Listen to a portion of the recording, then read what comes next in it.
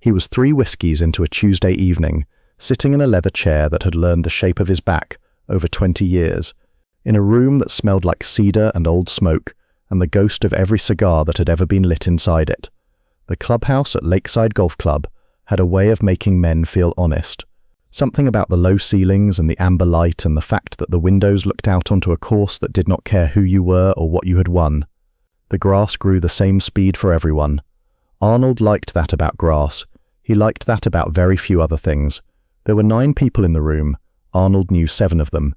The 8th was a producer whose name he had already forgotten, and the 9th was a man in a black shirt sitting in the corner chair who had not spoken since he arrived, and who Arnold had been told was someone important, but could not remember why. The conversation had started, the way conversations start in rooms full of men who have accomplished things and run out of new ways to talk about them.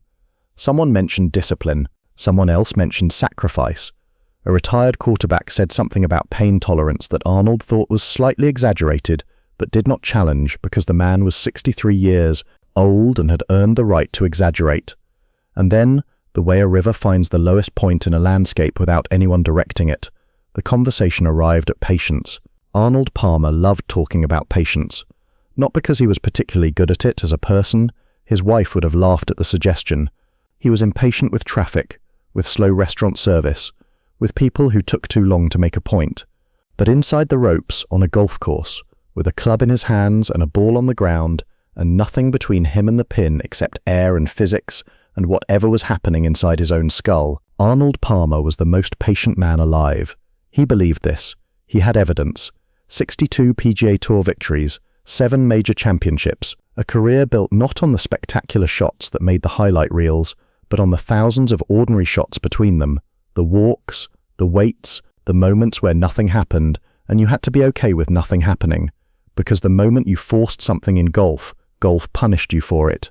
So when the conversation arrived at patience, Arnold leaned forward in his chair, and the leather creaked the way it always did, and he said something he had said before, but never quite this way. Patience is not a virtue, he said.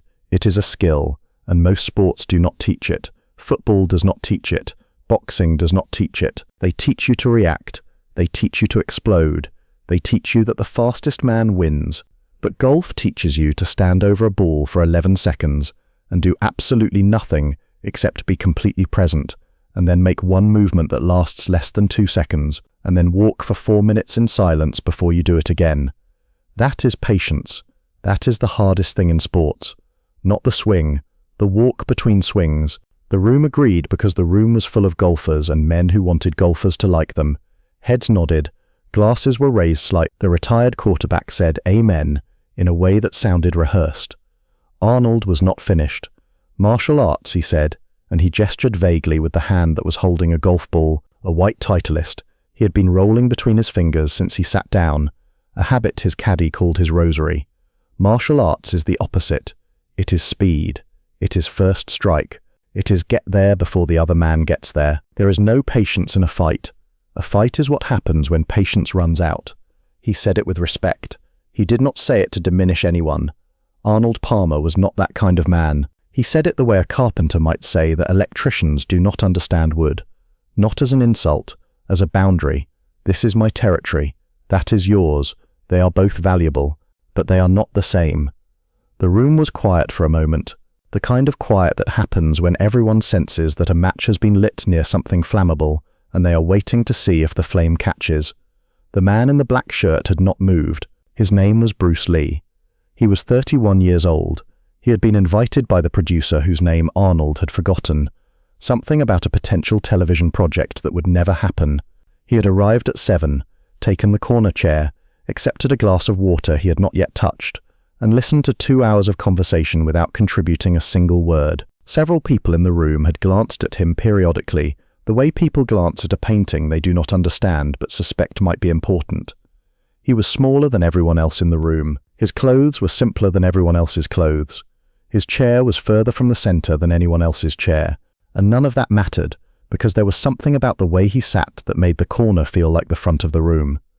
Bruce had heard Arnold's speech about patience, all of it. He had watched Arnold's hands while Arnold spoke, because hands tell you what the mouth is editing out. Arnold's left hand, the one not holding the golf ball, had been resting on the arm of the chair with the fingers slightly spread, relaxed, certain. This was a man who believed what he was saying, not because he had been taught it, but because he had lived it. Bruce respected that. He respected anyone who had earned their opinions through repetition and failure, rather than through books and borrowed ideas. But Arnold was wrong.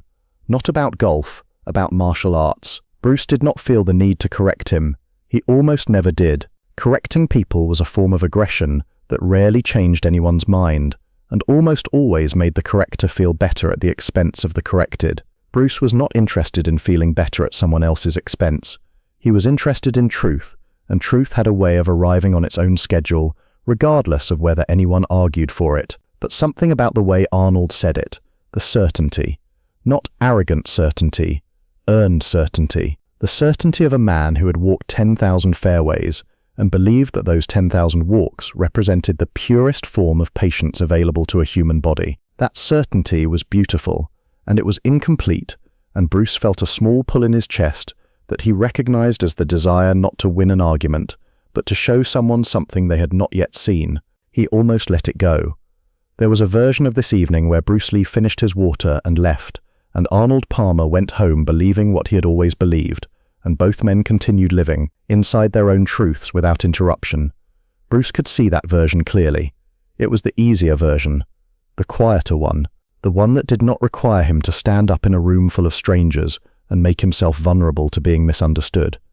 He thought about his father. This was not unusual. Bruce thought about his father often, usually at moments when he was deciding whether to speak or stay silent. His father had been an opera performer, Cantonese opera, a discipline that required a man to stand in the wings, fully costumed, fully prepared, sometimes for over an hour, waiting for his cue, not pacing, not stretching, not muttering the lines under his breath, standing, still, present, ready, and then, when the cue came, stepping onto the stage and becoming someone else entirely in less than a second. His father had done this thousands of times over a career that spanned decades, and he had never once complained about the waiting. When Bruce asked him about it as a child, his father had said something that Bruce carried in his chest the way Arnold carried that golf ball in his fingers. The waiting is not before the performance, his father had said. The waiting is the performance. The audience just cannot see it yet. Bruce set his water glass on the side table. The glass made a small sound against the wood. In a room that had been humming with low conversation, and the clink of ice, and the soft leather protests of men shifting in expensive chairs, the sound of a water glass being placed on a table should not have been noticeable. But it was, because the hand that placed it moved with a kind of precision that the room felt before it understood. A few heads turned. Arnold looked toward the corner. Bruce stood up. He did not stand up the way most people stand up, which is a negotiation between intention and gravity involving several micro-adjustments of weight and balance. Bruce stood up the way a sentence begins. One moment he was seated. The next moment he was standing. The transition was so clean that the retired quarterback later described it to his wife as like someone pressed play on a paused video. Bruce walked to a spot near the window. The window looked out onto the 18th green, which was dark now except for the sprinklers that had started their evening rotation, throwing arcs of water that caught the light from the clubhouse and turned it into brief silver curves that appeared and disappeared like the ghosts of good shots hit earlier that day. Bruce positioned himself in front of the window with his feet shoulder-width apart, and his arms at his sides, and his fingers uncurled, and his eyes open, looking at nothing and seeing everything, the way a lake looks at the sky, and he stopped. The room did not understand immediately. The first 30 seconds felt like a pause, like Bruce was about to say something and was gathering his thoughts. Arnold watched with the polite interest of a man who expected a rebuttal and was prepared to enjoy it. The producer, whose name Arnold had forgotten, leaned forward slightly, sensing content. The bartender, a man named Eddie who had worked the clubhouse for 14 years and had poured drinks for governors and criminals and once a president and considered himself unimpressible, stopped wiping the glass he was holding and did not start again.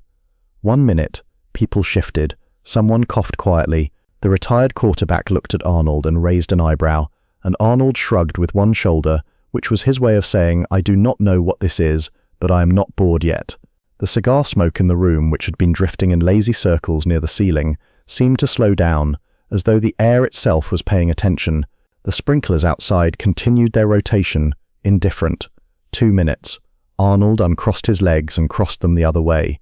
He was still holding the golf ball. His thumb had stopped moving across its surface for the first time all evening. The room was quiet now, not the comfortable quiet of men who have run out of things to say, but the taut quiet of men who are watching something they do not have a category for. Bruce had not moved, not shifted his weight, not adjusted his hands, not blinked in a way anyone could detect. He was breathing, presumably, but the rise and fall of his chest was so subtle that from 10 feet away it was invisible. 3 minutes. 4. 5. The bartender Eddie set the glass down. He did this carefully, as though noise had become inappropriate. Later he would tell his wife that somewhere around minute 3 he stopped thinking of the man by the window as a person doing something and started thinking of him as a thing that had always been there, like the window itself, like the wall, like the floor. Eddie had seen a lot of things in 14 years behind that bar. He had never seen a man become furniture. Arnold's face changed at minute 5. The skepticism left. It did not leave dramatically. It left the way morning fog leaves a fairway, slowly from the edges inward, until the thing that was hidden underneath became visible. What was hidden underneath Arnold's skepticism was recognition. He had felt this before, not watching someone else, inside himself, on a golf course, standing over a putt that mattered in the seconds before the stroke, when the world narrowed to a white ball and a hole, and 4 inches of grass between them and everything else, the gallery, the cameras, the leaderboard, the 30 years of work that had led to this single moment. All of it fell away, and what was left was just presence, pure, undecorated, the body in one place, and the mind in the same place at the same time, which sounds simple and is the hardest thing a human being can do. That was what Bruce Lee was doing by the window, standing in the place where body and mind agree to be in the same room, and he was doing it without a ball, without a club, without a fairway, without any of the tools that Arnold had always believed were necessary to get there. He was doing it with nothing, just himself and the floor and the air and whatever was happening behind those open eyes that looked at nothing and saw everything. 7 minutes, 10, 12. People stopped checking the time because checking the time felt like a betrayal of whatever was happening. The producer had put his phone away. The retired quarterback had set his drink down and was sitting forward with his elbows on his knees. The posture of a man watching a game he does not understand but can feel is important. One of the golfers near the door left quietly, not because he was bored but because he later said the room had started to feel like church and he was not dressed for it. Arnold's thumb began moving again, slowly across the surface of the golf ball. But the movement was different now. Earlier it had been fidgeting, the restless habit of hands that needed something to do. Now it was deliberate, circular, the same motion he made when he was reading a green, feeling the ball's weight, mapping the contours of the next shot in his mind. He was not fidgeting anymore. He was thinking, and what he was thinking was something he did not yet have words for, which was the realization that the patience he had spent 40 years cultivating on golf courses was not unique to golf. It was not even unique to sports. It was a human capacity that lived in the body the way music lives in an instrument, waiting to be played, available to anyone who was willing to stand still long enough to hear it. 15 minutes. Eddie the bartender realized he had been holding his breath and let it out slowly, embarrassed. The sprinklers outside had completed several full rotations. The ice in Arnold's whiskey had melted completely, turning the amber liquid pale. A moth had landed on the window near Bruce's shoulder and had not moved, as though it too had decided that stillness was the appropriate response to whatever was in the room. 18 minutes, 20. Arnold set down his whiskey. He set it down the way he set down a club after a shot he was proud of, gently with finality, as though he was done with it and everything it represented. He was watching Bruce Lee the way he watched a perfect drive disappear down a fairway, with the expression of a man who has just seen someone do the thing he loves done by a person who does it differently and possibly better, and he is not angry about it. He is grateful because the world just got bigger. 22 minutes. Bruce moved. It was not sudden. It was not dramatic. It was the opposite of dramatic. His weight shifted slightly to his right foot. His head turned. His eyes found Arnold's across the room. And he looked at Arnold with warmth, genuine warmth, the kind that has humor hiding in it, the way a good golf course has bunkers hiding behind gentle hills. His mouth moved, not a full smile, a quarter of a smile, the corner lifting maybe a 1/16 of an inch. If you were not watching closely, you would have missed it, and if you were watching closely, you would never forget it. Bruce walked back toward his chair. He did not sit down. He stood behind the chair with his hands resting on its back, and he looked at Arnold, and he said the only thing he was going to say on the subject. Your swing takes 1.5 seconds, then you walk for 4 minutes. My strike takes half a second, then I wait for however long is necessary. Sometimes that is 22 minutes. I am not sure which of us is more patient, but I know which of us just proved it. The room exhaled. Someone laughed, not loudly, the kind of laugh that is mostly relief. The retired quarterback shook his head and picked up his drink. The producer, whose name Arnold had forgotten, looked like a man who had just watched something he wanted to buy but knew was not for sale. Arnold Palmer looked down at the golf ball in his hand. He had been holding it for 2 hours. He had not set it down once. He turned it over. He looked at it the way he might look at a word he had used his whole life, and suddenly realized he had been mispronouncing. He looked up at Bruce Lee. 22 minutes, Arnold said. 22 minutes, Bruce said. Arnold nodded slowly. Not the nod of a man who has been defeated, the nod of a man who has been expanded. There is a difference.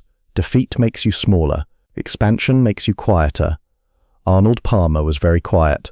Sit down, Arnold said. I think we have more to talk about. Bruce sat down, and the evening continued. But the room was different now. The air had a different weight, not heavier, not lighter, just rearranged.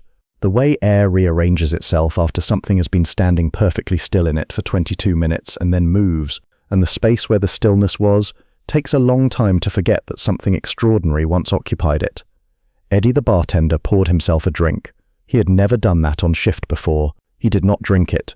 He held it up briefly, toward the window where Bruce had been standing, and then set it down and went back to wiping the glass he had abandoned 22 minutes earlier. The glass was already clean. He wiped it anyway.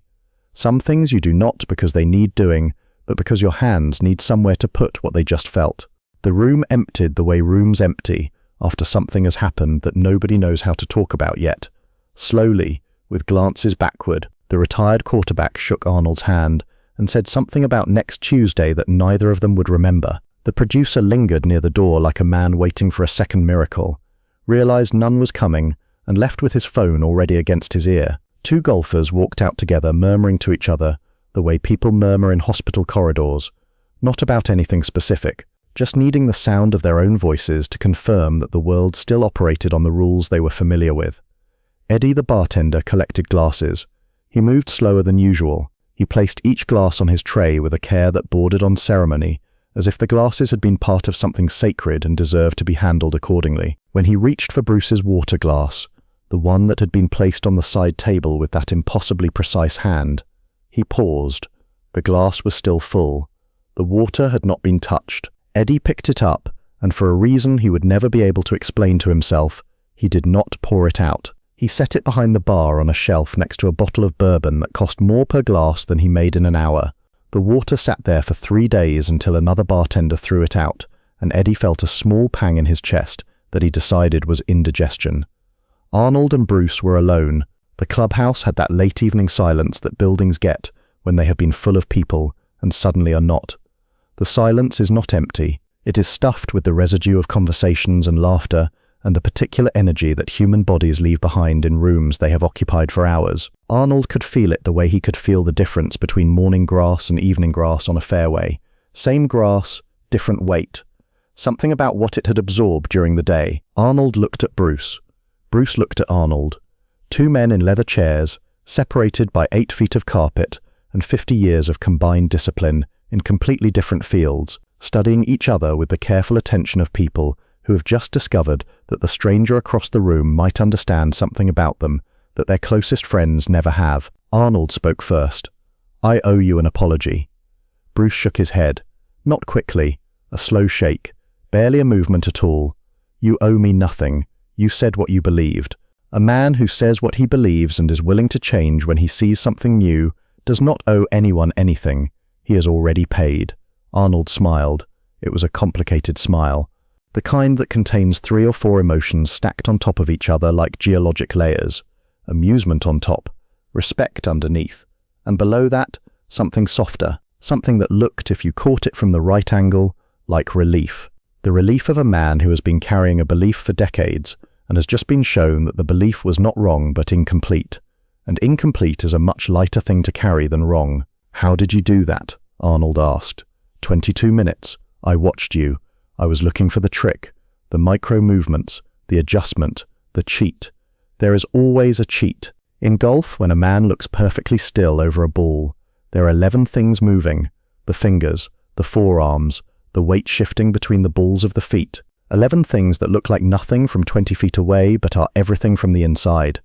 I was looking for your 11 things. Bruce leaned back in his chair. How many did you find? Arnold paused. He looked down at the golf ball still in his hand. He turned it once, twice. Then he said, quietly, none. That is because there were none. That is not possible. It is not common. It is possible. Arnold shook his head. Not disagreement, amazement. The same headshake he had given the first time he saw Jack Nicklaus hit a 1-iron. The headshake that means my world just got bigger, and I need a moment to furnish the new room. Let me tell you something, Arnold said. He leaned forward, and the chair made its familiar sound beneath him.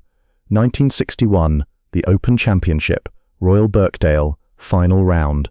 I am on the 15th hole, and I have a one-shot lead, and the wind is coming off the Irish Sea at 30 miles an hour, and my ball is sitting in a lie, so bad that my caddy looked at it and then looked at me and said nothing, which is what caddies do when they think you are finished, but do not want to be the one to say it.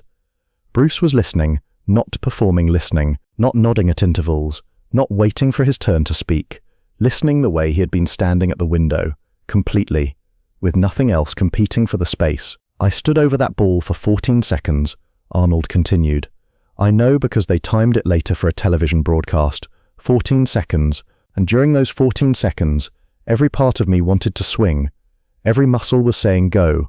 My hands were saying go. My shoulders were ready. Even my feet were ready, and feet are the last thing that get ready. Everything was saying go, and I did not go. I waited, I stood there, and I made my body listen to something that was not my muscles. I made it listen to the shot, not the shot I wanted to hit, the shot that was available. There is a difference. The shot you want to hit is ego.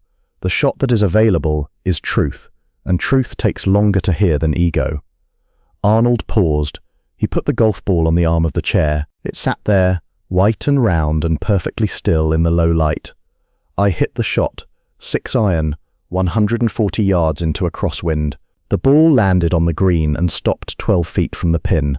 I made the putt, won the championship by a stroke, and for 40 years I have told that story as a story about patience, about golf's patience, about the 14 seconds where I waited and the body listened.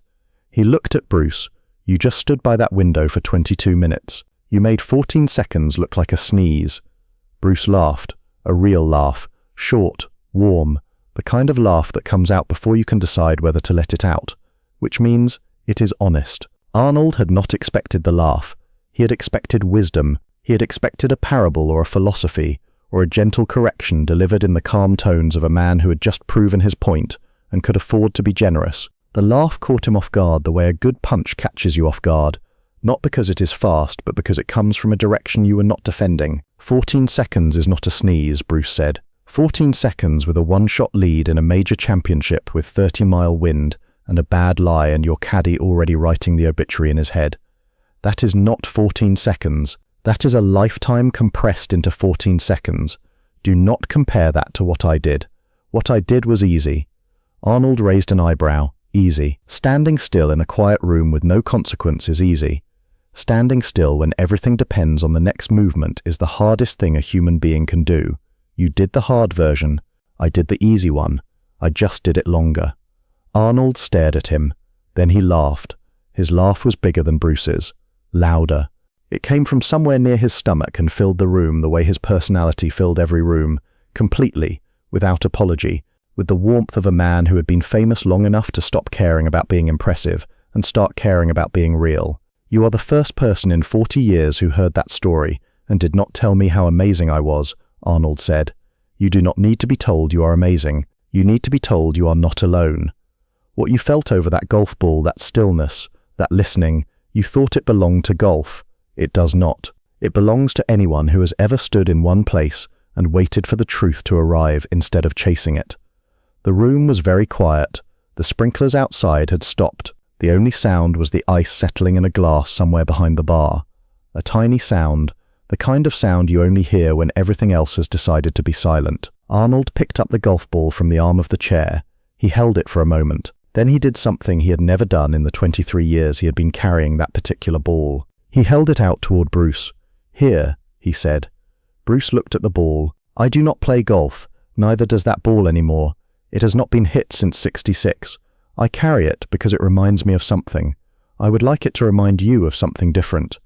Bruce took the ball. It sat in his palm, white and small and lighter than it looked. He closed his fingers around it. Not a fist, a hold. The way you hold something that has been given to you by someone who did not have to give it. "What does it remind you of?" Bruce asked. Arnold stood up. He buttoned his blazer. He picked up his glass, looked at the watered-down whiskey, and set it back down with the expression of a man who has had enough of something and knows it. "It used to remind me of the 15th hole at Birkdale, the 14 seconds, the patience. As of tonight, it would just remind me that I was wrong about something, and I would rather you have it than sit in my pocket reminding me of that every Tuesday." Bruce smiled, the full version this time, both corners, his eyes involved. Arnold saw the smile and understood immediately that this man smiled rarely, not because he was serious, but because he was selective, and a smile that is selected rather than automatic is worth more than anything that can be won on a golf course. "I will keep it," Bruce said. "I know you will." Arnold walked toward the door. He stopped halfway. He turned around. He said, 22 minutes. Were you counting?" Bruce said, "No." "Then how did you know when to stop?" Bruce thought about this, or seemed to. It was possible he already knew the answer, and was deciding how much of it to share.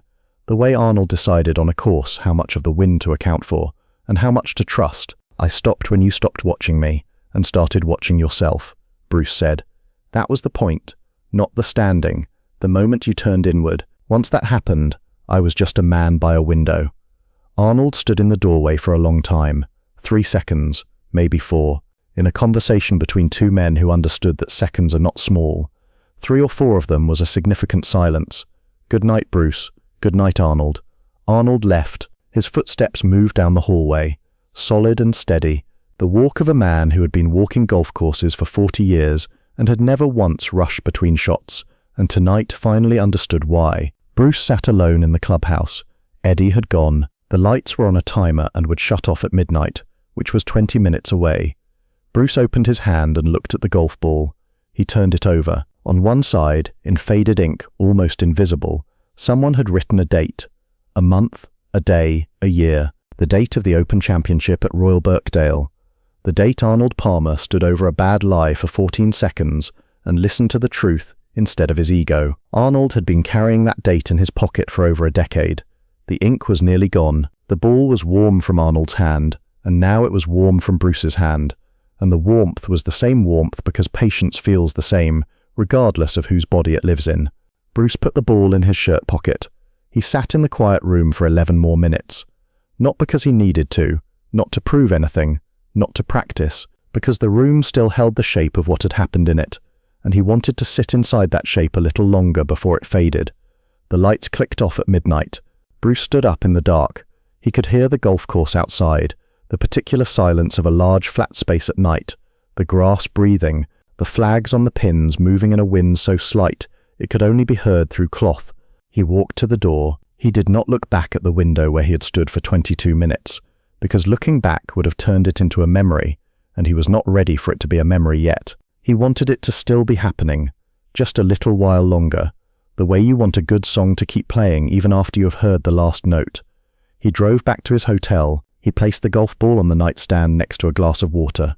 He did not sleep for a long time, not because he was restless, because he was thinking about Arnold Palmer standing over a golf ball in the wind in 1961, 14 seconds away from the truth, and he was thinking about his own father standing in the wings of an opera house in Hong Kong, 1 hour away from a queue, and he was thinking about how patience is not one thing but a family of things, a house with many rooms, and tonight he and Arnold had discovered they lived in the same house and had been neighbors all along without knowing it. Linda found the golf ball in a drawer 18 months later. It was in a small wooden box with a broken watch, a folded receipt from a fruit stall in Rome, and a photograph of Bruce's father in costume.